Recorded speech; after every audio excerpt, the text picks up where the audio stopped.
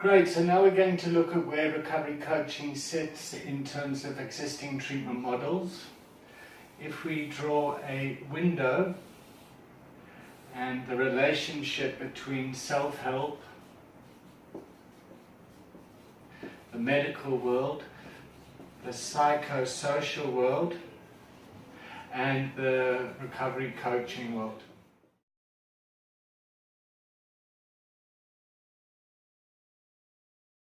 Is the way that this world is influenced by our clients' history, culture, their experience, and structure.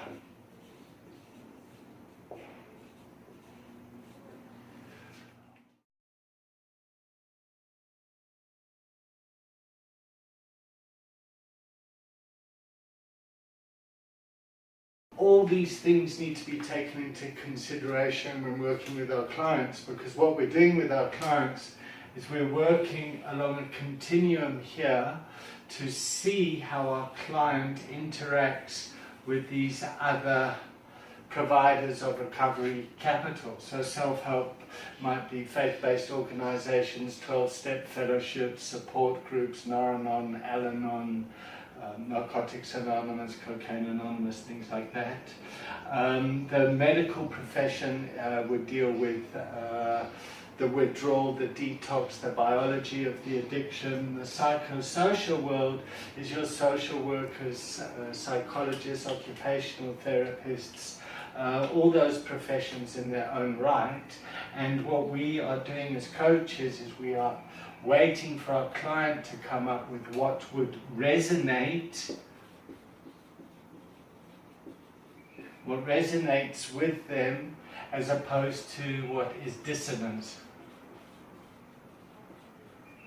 That is not for me. So I'm really willing to go and see a doctor and get onto a methadone program, but I'm not going to go to those 12-step meetings because they say I must do complete abstinence, and I just don't like what is there. But I will go into a methadone program, and I will go and see a psychologist to address my traumatic childhood. And that is a great way to start to engage with our clients. To get our clients to move forward. But as a coach, I'm always holding in my head this framework and always trying to see in this area here, because this is the domain that I work in, or the recovery coaches work in, or this is where we work in, and we relate with other people out there as well. So we need to understand the type of relationships that our clients are going to have in these domains as well. It's all part of what resonates with our clients to get our clients to take action and accountability for the lives that they want to live.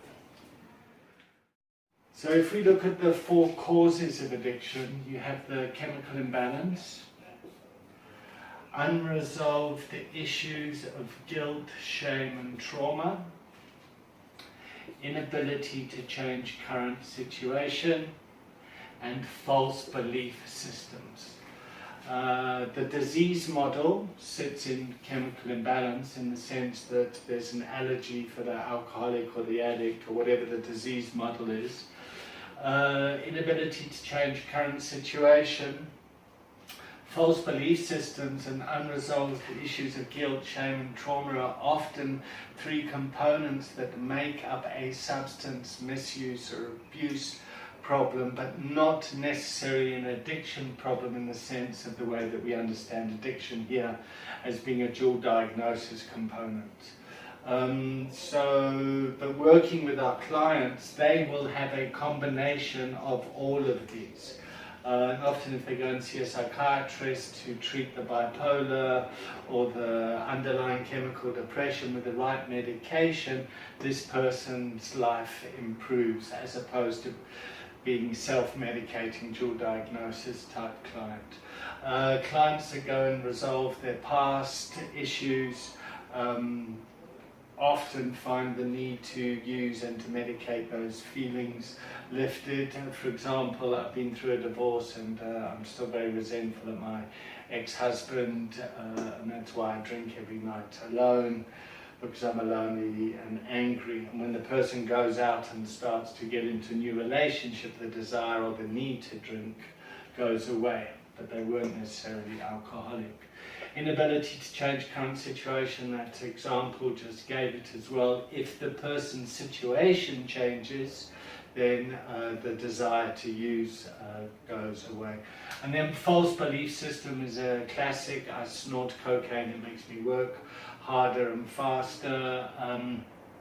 I drink alcohol because it makes me the life of the party, and I'm a salesman and I have to drink with clients. I've got a formula to beat the casino. I know how to count cards. Smoking marijuana makes me more creative.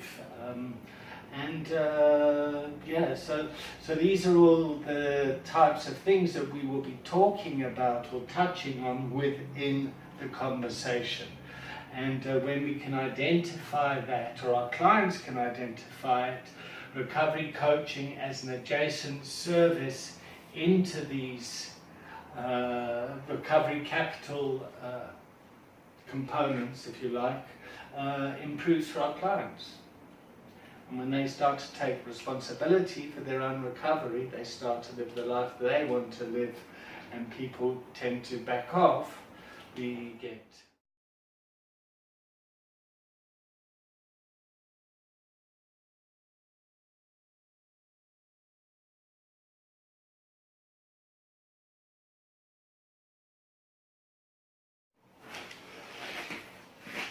Okay, so the idea is that the coach holds the coachee in the conversation using the recovery coaching model within the framework of where recovery coaching sits in terms of all the other professions. So you can see here that it's very important that we get the client's history. Where do they come from?